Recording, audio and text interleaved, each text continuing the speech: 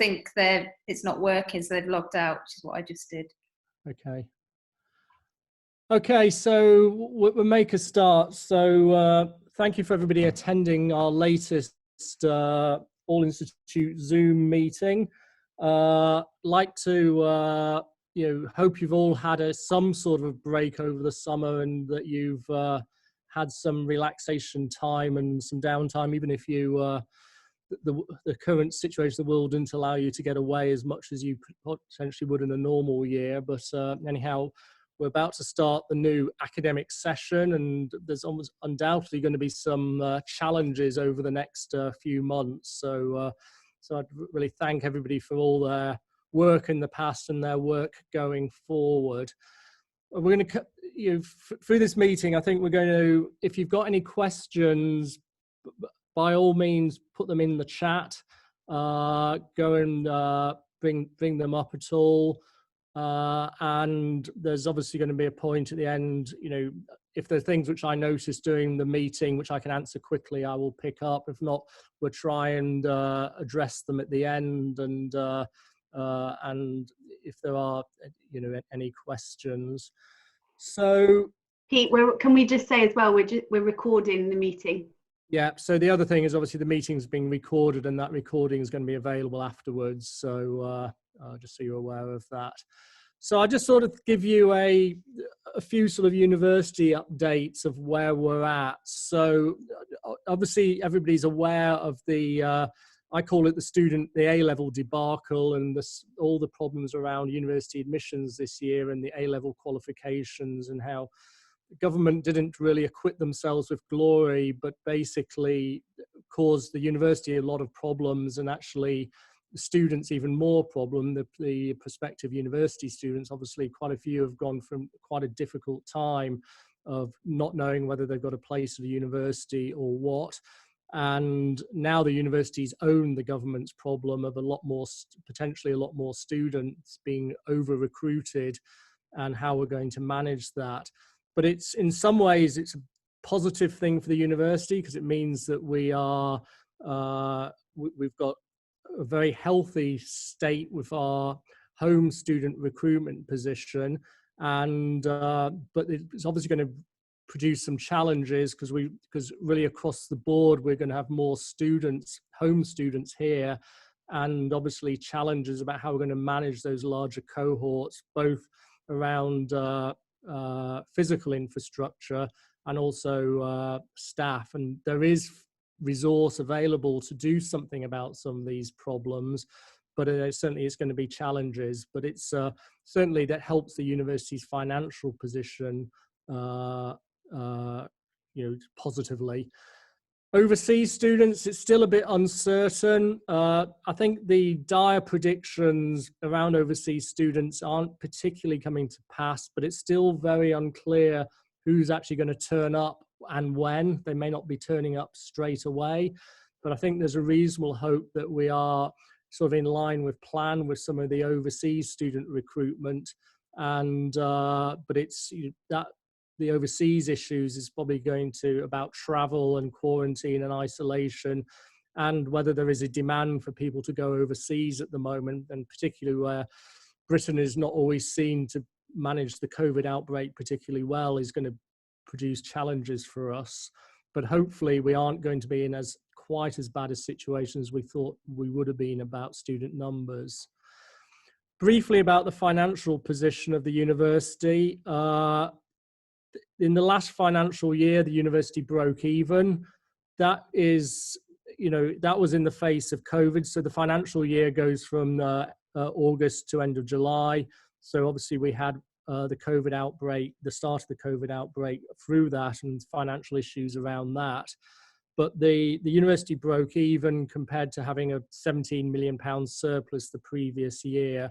So there is a decrease in our income. But actually, the disappointing thing is the income of the university, the balance of the university is, it's not entirely explained by the COVID outbreak. There's still the expenditure of the university is outstripping the income of the university, and that obviously is not sustainable. Going forward into the next financial year, I think there's going to be particular challenges. There's a lot of uncertainty about the finances, and there are some, it is likely the university is going to end up in deficit next year, which obviously is manageable, but it's not ideal. The reason we make a surplus is to invest in for things we want to do in the future rather than make a profit. So obviously a deficit wipes out any ability to invest in the future. So it's under some scrutiny.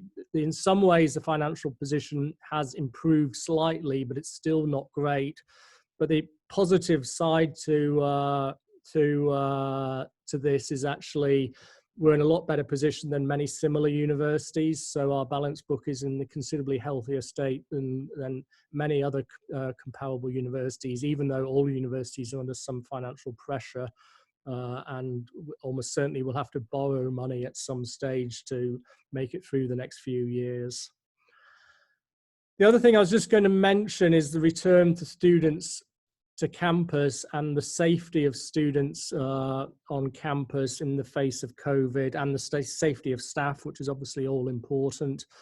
We are in a situation where probably the government doesn't wish us to be, when we're about to have this big movement of young people across the country and mixing of young people, COVID seems to be heading towards a second wave. And we're almost heading towards an exponential rise in cases, and those cases seem to be predominantly in young student-age people. So I think it is very likely we will have, COVID outbreaks among our student population, and it may then also, there is a risk that the community transmission may occur. There have been a number of COVID cases across the university over the weekend. There were 2 positive cases among staff elsewhere in the university over the weekend. And we've had a positive case among a member of the institute today, but they haven't actually been on campus for a number of weeks. So something we're not, obviously we wish them well if they are listening, but the danger of transmission from them is low within universities. From what I understand, it's several weeks since they were last on campus. So there is a lot of COVID in the area. I'm sure everybody's seen the figures for the Wirral and Merseyside, which don't look great in the last few days. There's a lot of contingency plans have been developed and protocols about how we're going to handle COVID outbreaks among staff, students, or within a building or within a group. There are teams which are with protocols which are going to decide the action if we do have an outbreak or if we do have a case within a particular building. And we are, it is going to be very much a team approach about the decision making. It is hoped that if we have isolated cases, we're not all going to have to shut down and self-isolate, because basically self-isolation in the face of a contact requires very close, reasonably close face-to-face contact for 15 minutes. And if we are practicing good social distancing, we shouldn't be in that situation. So it is hoped that when we do have cases in a building, that we don't all have to isolate for the requisite period of time. Still, is our main control of this is going to be around social distancing, good hygiene, and we're all going to get, I'm going to model it now, our University of Liverpool masks, face coverings. We're all going to receive 2 of these. It's got a nice, I'm turning the wrong way, it's got a nice logo saying University of Liverpool there. It's all very corporate. So it's actually much more comfortable than any other face covering I've got. So I've received mine today. So it's so we are just working how we've got boxes of many thousands of these to distribute in packs of 2, and we're just working out how we're going to distribute these at the moment through to staff and students. And obviously you should be aware of the university's policy on face coverings. The final thing before I hand over to the deans of the school is I just want to mention something about COVID testing. The university has invested in COVID testing capacity with a test site on the university. And basically, if you have, this is for symptomatic testings. For various reasons, the university is not doing asymptomatic testing, which is something I actually agree with. The epidemiology does not support to do asymptomatic testing in a low prevalence disease. But if you have symptoms, you can, the default thing is to go on the NHS website, the government website, and order a test from your local, the most local area. Probably if some of you are aware that the NHS testing facilities at the moment are under some strain, and they're frequently running out of tests on Merseyside very quickly, and people are being sent all around the country. So you should, the university testing capacity is going to be there for any member of staff or student who wants to access it, but you should try and use the government website initially to see if you can access a local test. But from what I understand, they have run out of tests in Merseyside pretty quickly most days recently. So that the university's testing capacity for COVID is going live next Monday the 14th. You know, that is an additional way where you can obtain a COVID test, and we'll have the results within 24 hours. Have I covered everything there? So there is a comment from Paul. Clinical science MRes students will be on the building on Monday. Where do I get their masks? We will liaise with you in the next few days about how we're going to get the masks to those students. They will be issued with them. Paul's just replied.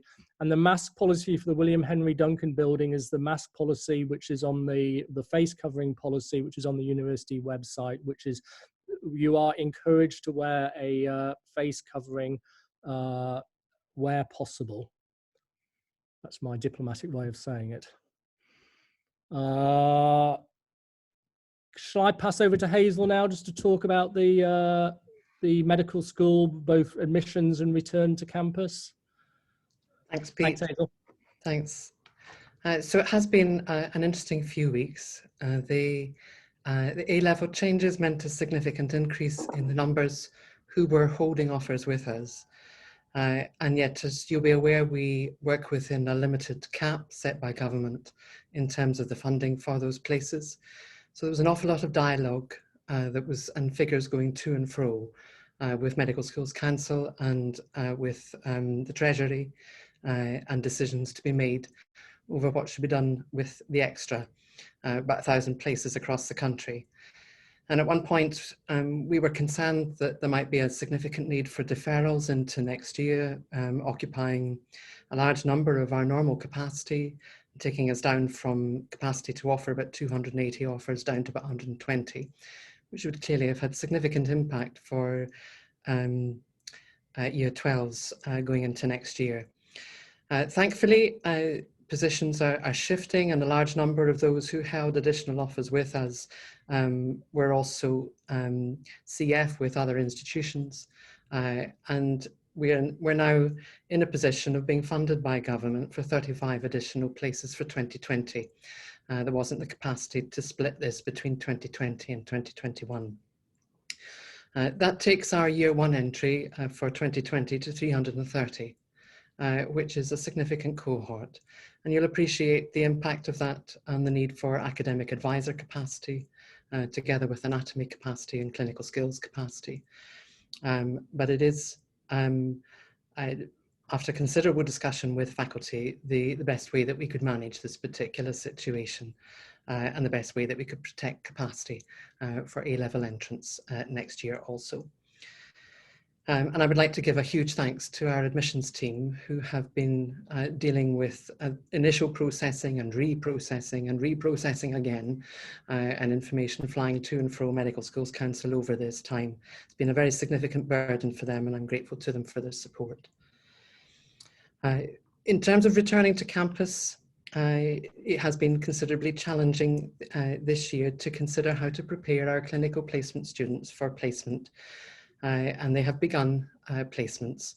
We had year 4 on campus last year, and year 3 is on campus this year. We've undertaken over 100 clinical skills teaching sessions over these weeks. which have been having to be divided up into much smaller groups with staggered entry times, with different door entries into the clinical skills building, and with mask wearing throughout, with cleaning in between. And our clinical skills team, led by Helen Box, has done a huge amount of work to militarise that operation and deliver a safe training for our students. We have had some sessions happening in Cedar House, and it likewise is a mask-only zone, and all teaching sessions within the building are mask wearing sessions. And again, I would want to give thanks to Ian Young and a number of professional services team also for the way in which they have equipped the building ahead of the rest of the university to deliver training in this way and ensure that signage and support is up. Nevertheless, we have a large cohort of students who can be expected to be acting, certainly initially, until they get their heads around this as students. And therefore we have significant concerns about them carrying COVID to placement, to palliative care, care of the elderly, obstetrics, etc., and bringing it from placement. And the impact of that on their need for isolation and loss of training time when they have already lost, as I'm sure Vince will touch on, significant quantities of training time in this past year and yet need to be produced as doctors in the year after. I'm hugely grateful to our placement teams across Mersey for working with us to adjust how they deliver placement experiences to enable our students to have safe placement delivery and safe access to social spaces. But it is a tremendous piece of organisation to deliver this exercise. And we expect to be having to track and trace students considerably over this period of time in order to keep our placements on board and keep allowing them to continue to have students on placement. The Department of Health has made all our students essential workers, so that they should be able to continue accessing placements. But that is nevertheless with the blessing of our placement teams, and therefore we need to make sure that we are ensuring our students are safe to attend placement and not just safe on placement. Thank you. Okay, thanks Hazel, and I'd like to echo Hazel's comments to thank everybody who's been involved in both the admissions and the return to campus, because it's been a massive job and there's just far too many people to thank for their efforts. I'll hand over now to Vince just to give a snapshot of dentistry, about particularly relating to admissions and return to campus. Thanks, Vince. Thank you, Pete, and good afternoon, everyone. So our admissions situation wasn't quite as complex as medicine, fortunately, in that we managed to fill both the BDS and the BSc programs, and really there's no capacity to go beyond that because we are physically restricted by both our simulation and our clinical facilities within the dental hospital. Fortunately, we were left with only 3 students holding offers for 2020 that we would have needed to honour, and we had a small group of about 15 students who we'd made offers of deferred places to. So in the end, we had about 18 students. Now, there is supposed to be a tranche of additional places being made available to dental schools, and those students, not to us, we won't be taking that offer up, but some schools will, and students holding deferred offers will, we are told, have the opportunity to apply for a place at another school. However, as yet, that hasn't been finally agreed, so they're obviously just trying to drag the agony out for as long as possible. In terms of restart, we've had students back in the building since the 1st of September. They have had face-to-face induction in clinical facilities, they've had online induction, and indeed we gave them a significant amount of pre-arrival online induction material. That focused quite a lot on safety within the building, and possibly not enough on issues such as social responsibility, which I will touch on a little bit later.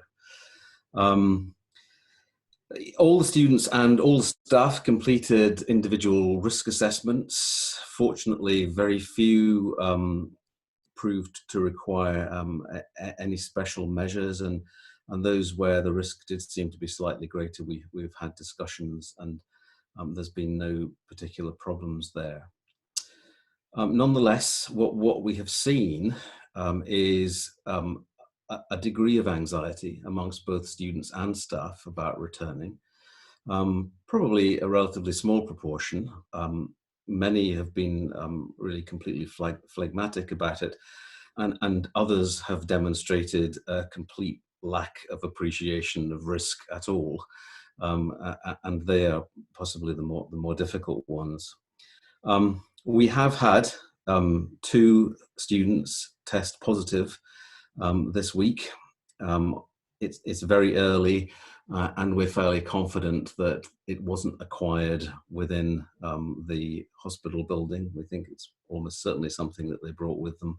And we've got 1 final year household isolating at the minute. The test and trace system has kicked in there, and we took precautions such as making sure that students within the facilities sat at pre-allocated seats. We have a seating plan. We know the names of everybody who sat everywhere, and we can identify people who were potentially within 2 meters. But actually when they're in the building, they're all using PPE, and having consulted very closely with the trust director of infection prevention and control, we're not going to be requiring people who were in close proximity to isolate. That's the advice that we've been given. So we have had instances we know about of students being less than sensible in relation to social activities, and that's something that we're dealing with. But as I think both Pete and Hazel have alluded to, this is going to be a problem. It's going to be, I think, probably quite a significant problem, and at a time when rates of infection appear to be rising, that is a worry. It's worrying that students don't seem to understand guidance, published guidance around when to self-isolate, what to do if they experience symptoms, what the guidance is about meeting people from outside their household. They don't seem to be particularly clear on this, which is surprising, but I think it's something that we need to anticipate will be potentially a significant problem when the rest of the students at the university come back. So that's where we are. Very happy to share our experience with any colleagues who would like to get in touch. And again, just to emphasize my thanks to all the staff in the school. The admissions team have been fantastic. They have worked tirelessly, but then so have all the staff in terms of preparation and implementation of the restart. And from a logistic point of view, it's gone very well. We're learning all the time, and I suspect we will continue to learn. And I suspect that we need to anticipate that there will be bumps along the road. But we will have to do our best, because as Hazel said, we have to try to get back some of the lost time. Otherwise, particularly our final year cohort will be in a very difficult situation in a few months' time. So thank you. Okay, thanks, Vince. That's quite an eye-opening thing about it is an issue. A disease which hardly affects young people, mildly affects young people, and the social responsibility which goes with that. So thanks for that. What I'm going to move on to now is really return to campus around more the research areas and research academics and professional services staff, and how we're going to try and plan to allow more access to buildings, labs, offices and such like over the next coming months. We totally accept that working at home has got mixed benefits. You know, some people found it very useful and, you know, losing the commute, and, you know, some people have revolutionized their exercise plans and been all sorts of benefits, while other people have found it challenging. Certainly anybody who's had any caring responsibilities at all have had challenges. And I think one of the better quotes is, "It's not working from home but living at work," and no one actually wants to live at work. So it is produced challenges, and undoubtedly it hasn't affected everybody's mental health positively. And so we're aware of the importance of trying to get back into some sort of sociable work life where we get all the benefits of face-to-face contact while maintaining safety. Well, obviously, you know, none of us have managed a research organization, teaching and research organization in the face of a pandemic before. So we are finding our way, and, you know, there isn't a right answer. And there is a sort of, you know, a conflict between, you know, the desire to get more access and more work done, but also there's a lot of people who are actually slightly worried, not slightly, but significantly worried about return to campus and such like, and actually are, you know, not very keen for us to rush ahead with full opening too quickly. And certainly we do have the issue now that we would, you know, ideally I would like to be relaxing restrictions and opening up more at the same time we've got a growing COVID outbreak in the region. And so we've got to manage the twin needs of safety and security of staff. People who are, you know, we do have members of staff and students who are considerably worried about the current situation, as well as many of you who obviously want to get your research back and going to the level it was prior in normal times. So we recognize the bubble system is worked well in the initial period. It's just how we move beyond that. And I think I'll hand over to Holly now to say some words about sort of our plans going forward about access to buildings and trying to improve that access. So thanks, Holly. Thanks, Pete. So just to echo what Pete said, the bubble system has worked really well for us over the summer, because we were able to do that in isolation while there weren't many people accessing campus. That's going to become more difficult actually as more people return to campus for teaching. We recognise that you might have a lecture that you need to deliver at 10 a.m. and another one at 1. And if it's not your bubble day to be in the building, actually, you know, that causes a greater problem if you need to find somewhere to be on campus. It's not terribly COVID secure for you to go and find somewhere else to sit outside of the building either. So we recognise that as we move into September and October, that system will become less useful. We're doing a couple of things at the moment. The first one is we have the electronic sign-in system so that we know who's in the building. While the bubble system's in place, we're going to review the data that's given us so that we can hopefully make more of the slots that we've got. We're also negotiating with faculty and with the Central University about the amount of hours that the building is open for. Obviously at the moment it's 8 till 6. We usually run pretty much a 24/7 building opening for those that need to do research outside of the 8 to 6 hours. That is all contingent on other services that are available on campus. We're also quite aware that we've had sort of 6 months now where people haven't had ordinary access to labs, and what we wouldn't want to happen is for those people, postdocs, PhD students that are back in the lab, to come under an extreme amount of pressure to be in the building in antisocial hours because we missed a huge chunk of work during the lockdown. As we move into September and October, as I said, the bubble system is going to become less useful because we're not going to be able to control people interacting, coming into contact with each other outside of the William Henry Duncan building. So ultimately we would like to remove it, but we will still have to restrict the amount of people in the building The other, and certainly with regard to labs, because those spaces are restricted. Hopefully it will at least give us some more flexibility for people to use the time that they have got access.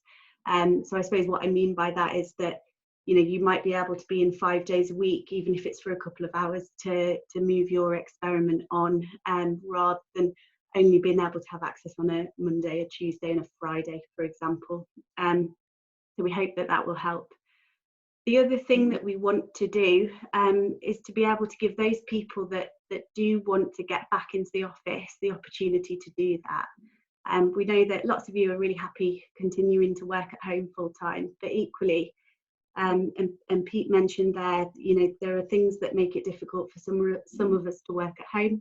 Some of those things are extreme, whether you've got the right technology or, you know, it's having a particularly detrimental effect on mental health. But actually, we also recognise that, and I think partly we've recognised this because occasionally we've seen one another when we've been in sorting things out in the building.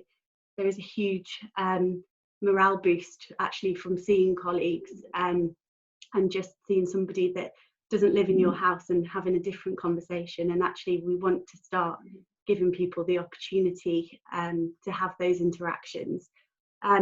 What we think we will do is begin opening up the office space so that people can use them some days a week. It might be that you choose to use it when you're already on campus doing lectures and those types of things. We will need to understand how many people want access for general office space, and so we'll be out to you, those people that ordinarily use the William Henry Duncan building, to gauge how many people that will be, and then we can think about how many we can have in the building safely with social distancing in place at one time.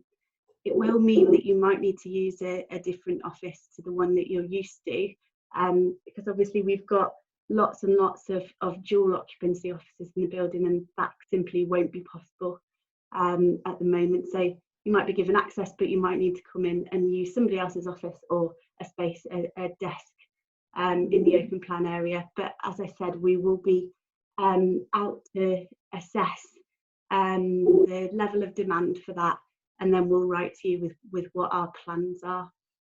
I think that's probably just about it, Pete, on use of William Henry Duncan building from me, unless there's any specific questions.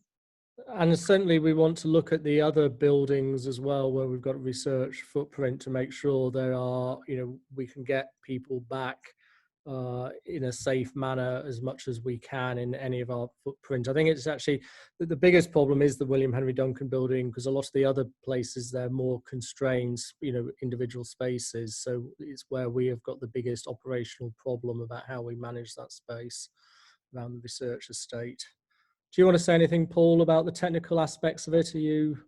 No, not a great deal, because I think Holly's covered most of it there. I think the only thing I thought about whilst Holly was speaking there was just a reminder, really, and trying to not sound like a moan, but we've heard a bit already about social responsibility, but actually it's a reminder about professional responsibility as well. That we've had a bubble system in place that I think has worked really well in the William Henry Duncan building. It's very much served the purpose we had it in place for up to now, but we do know that a small number of people have been fairly liberal with their interpretation of the systems we have in place. The only reason I raise it here is that over the course of September and beyond, we know that the things will become a little more, will become different. There'll be more people on campus. We're potentially talking about opening up parts of office space, in which case, as those things happen, we need to make sure that professional responsibility is in the forefront of everyone's mind as well. You have a responsibility to abide by the measures we've got in place and look after each other. There has been some relaxing of people's approach to safety and these measures we have in place. That is to be expected, but we need to remind people that as the systems we put in place become slightly more relaxed, people's adherence to the measures we have in place needs to increase. And I think as well, to add to that, myself, Pete, Paul or Rachel are on site in the William Henry Duncan building, one of us every day. And so if there are instances where you feel that that social distancing or hygiene is not being followed, we are here for you to come and tell us about it, so that we can correct it. The other thing, Pete, sorry, just to add, is the offer of office space is not just for academic staff. Professional services staff are welcome to apply to use that as well. Yeah, so I think, yeah, go on, Paul. So we've just had a question from Helen about parking, which is a very sensible question. There's been a lot of talk at FRCS level about parking across the campus. I think they were due to release some paper about parking on campus, but I'm not sure when that's coming. If at all, it may have changed. I think the concern about parking capacity is a very, very valid one.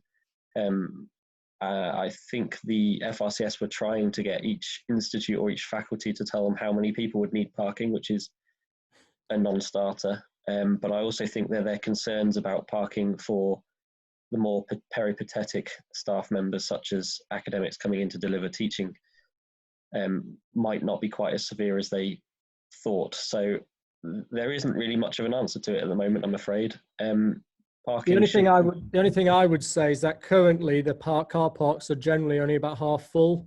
Yeah. You know, I park in the one by Marriott or Limerick, and it's usually a third to half full, even at lunchtime. So the old 8 o'clock rush is no more. Let's hope that doesn't return. If one thing doesn't return out of all this, let's hope it's that. But until we start having students on site, I don't think we quite know the impact on the car parks. But I don't think there's a great deal of appetite for changing the way it works at the moment. Aphrodite's asked about undergraduate students being allowed in the building for tutorials. I'm going to look at Holly here to see whether we made a decision on this. I don't think we have. I don't think we have just yet. I think we'll have to come back to you on that. Certainly, at the moment, tutorials is one thing. Obviously, we're going to have to find places for tutorials if they are being done face to face, and a building like this is as valid as anybody. I wasn't aware that we actually did that much undergraduate teaching in this building. It's mainly master's teaching, which is being done face to face in this building. So we need to look into that. And actually, I see Richard's just put in for debts definitely online. All the teaching I'm doing is online, so other than the practical side. So we'll just have to look into that and understand the need for that. Going forward, about some wet projects for undergraduates, we are looking at aiming to have some sort of accessibility to wet projects in the lab for undergraduate students in the second semester. That is obviously dependent on the national COVID situation. I'm very keen that we achieve that, but realistically, if COVID keeps on being as potentially troublesome as it is at the moment, who knows where we're going to be at in January and February. So I think we'll just put that under review. Just access to labs. We've had a few questions about MPhils coming back into the lab, and we are happy to. MPhils are going to be treated the same as PhD students for access to labs. There's a whole load of questions coming in. I can't keep up. Any idea when remote buildings such as Alder Hay will have their offices areas reopened? Holly? Well, Paul's put his hand up, so I'll let him go. Yeah, I was just going to respond to this, saying that the university's position, I should remind everyone here, is that if you can work from home, you do so. And there's no plan to change that, probably this side of Christmas. So anything that we're trying to achieve in terms of making some office space available has to be very sensible and very clear what the process is, and not be a free reopening. And whatever principle we put in place there, I would say we should apply across the board. But the default position is still that if you can work from home, then you do. Anything in addition we can sort of set up would have to be based on identifying suitable office space availability and understanding on what basis we make it available. I think we're trying to look at that, if I'm right, for William Henry Duncan building at the moment, would apply the same principles elsewhere where feasible, I presume. But the other thing I would say is that while we are very much, the policy is to carry on working from home when you can, we are definitely open for requests for when you have issues at home, be it physical infrastructure, your health, your personal circumstances, your caring responsibilities. And we are very keen to grant people office access when they if they have specific issues which is compromising their ability to work healthily and safely at home. So you don't be reticent about them. We've had a few issues where people have asked to come in and work in an office but haven't told us why, and we've said no, and actually they've had a very good reason. So just be very much don't be afraid to ask if your home situation is making it difficult to work at home. Yeah. So a few other questions. The school, which I assume you mean life sciences, said that tutorials face-to-face would be challenging, but academic one-to-one meetings would be feasible. I still personally think that we should try and do these things as much online as possible. I think there are times when you will have to have one-to-one meetings, but if you can try as much as you can to do that by Zoom or Teams, I would encourage that. So I see Hazel is that the university's guidance is that they should be remote where possible. So we need to look into specific instances. I think we do need to keep a close eye that it is just trying to decrease human contact as much as possible. Bio Sci students, do you have anything to say about that, Paul?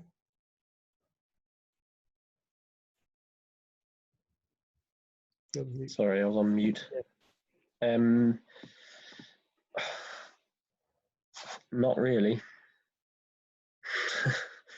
Frankly, we'll have to get back to you on that, because yeah. I actually don't know the specific issues. It's only a smallish number of students for our building, but we need to look into that. I actually don't know what the scale of the need is. Okay, has everybody got any other questions? If not, so from Kay, could we just get a further clarification of the bubble system and William Henry Duncan building for lab access? Do we need to apply for access full time? At the moment, no one has access full time, and you are assigned to a bubble, and it's often a PI will get a number of slots on a bubble, and then it's up to them to manage that bubble access between their group. We are looking to get rid of the bubbles at some stage in hopefully the not too distant future. And I think how quickly we do that is a bit dependent on the progress of COVID in the local area. If the current rise plateaus off and drops, I think we can do it hopefully reasonably quickly.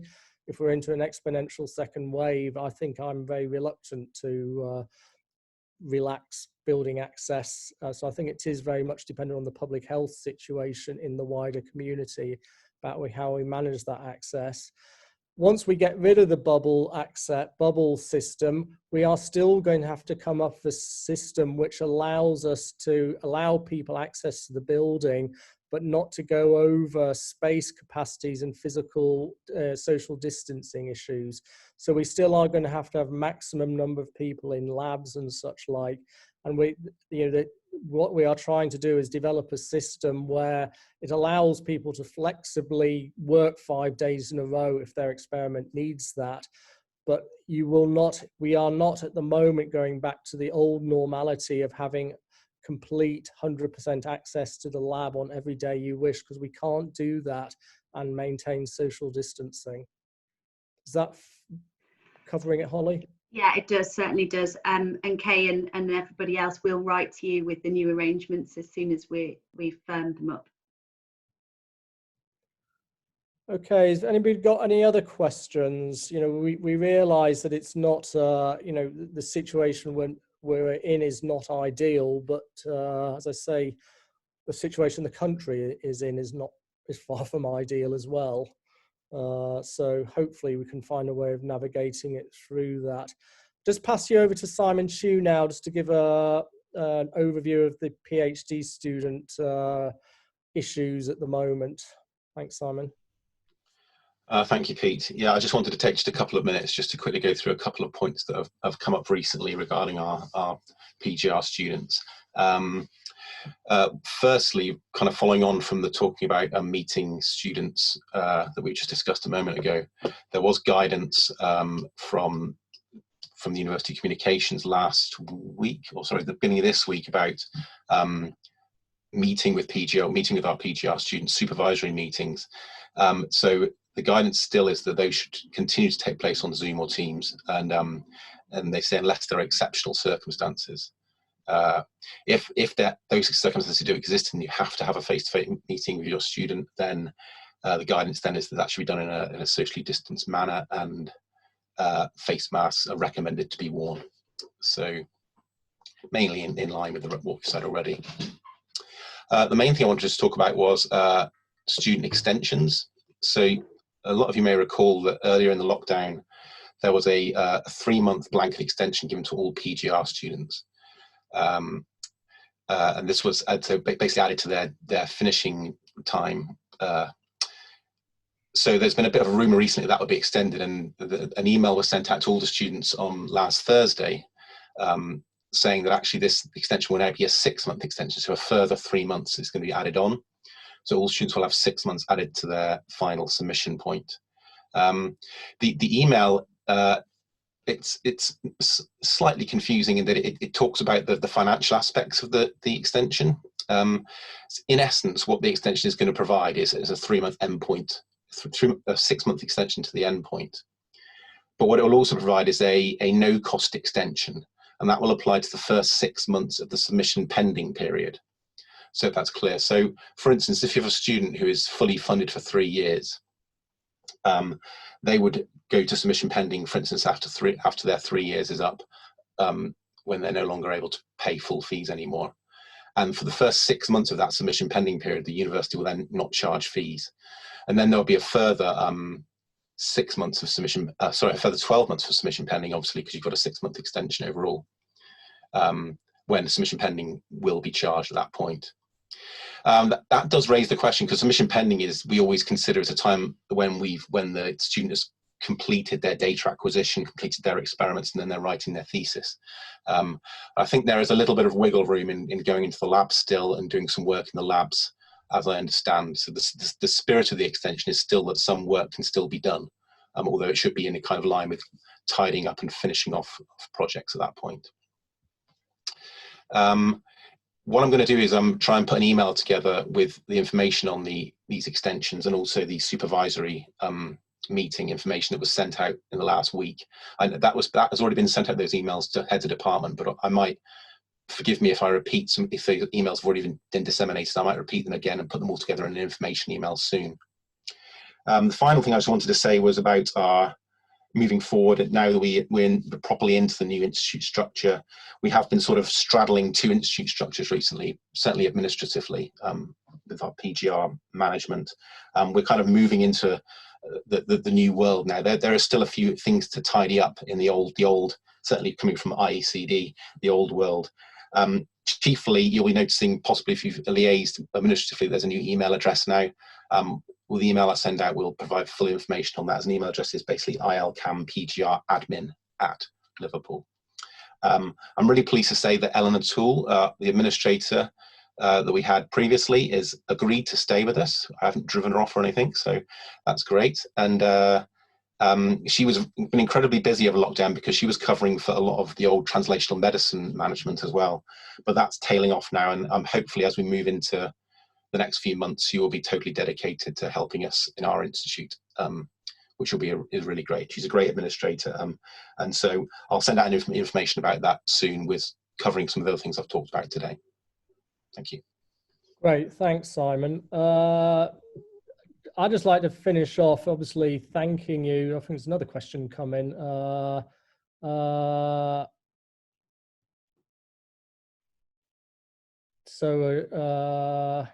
I'm just reading one of the questions. Something from George to Simon. What happens to bench fees if the student is not allowed to come in? Presumably, well, the bench fees won't be spent, so they'll still be there. So you can still use them, and you'll be able to use them in that additional 6 months. Yeah. So, you know, and are there any students aren't completely not allowed to come in? Because I thought PhD students had access to the buildings. So unless there's some, you know, previous shielding issue or, you know, something to do with their funders not wanting to come in, because I know there's a few countries have pulled out their students. So we just need to look into that if that's the case. I think it's Saudi students, they're not allowed to come in, are they? They left the country. Sure. Sorry, I probably misunderstood that then. Yeah, so if we have students who've had to go back to their home country or for long periods of time haven't been able to come in, that's probably something we're going to have to discuss with their funders, whether we have to refund into that bench fee kind of on a pro rata basis, maybe. Yeah, okay. And Afro has reminded me to say is that could all supervisors, when they organize a Viva for their students, please let Simon and Afro know that the Viva's taking place, so it's not just done in total isolation in a Zoom vacuum.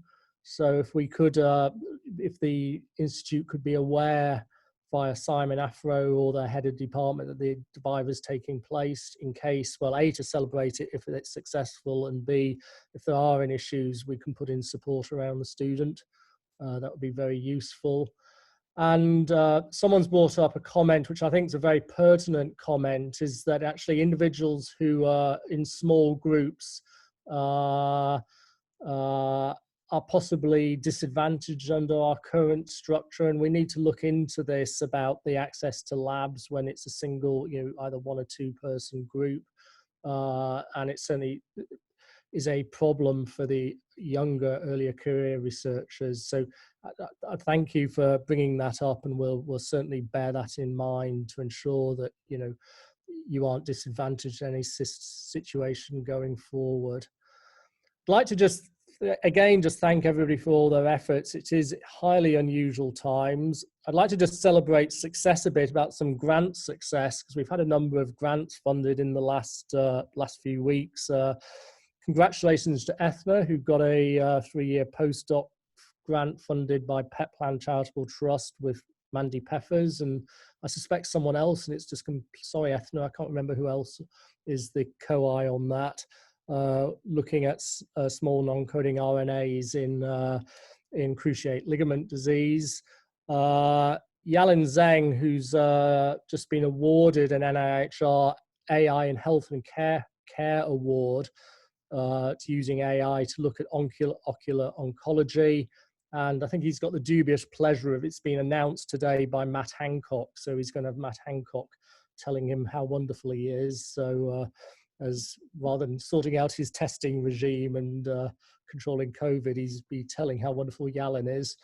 And I think Richard Barrett Jolly's just been successful as a co-I on a BBSRC grant with Caroline Dart. So congratulations to all them. So once again, if there are no more questions, obviously thank you all. We're going to have some challenges over the next 4 to 6 weeks. It's going to be when we next run these. It'll be very interesting to see what world we are in, what's happened with Brexit. That's the other sort of nightmare imponderable. And where we are with when we have next one of these meetings, where we are at in the COVID outbreak and our ability to teach students and do research. So thank you, everybody. Bye.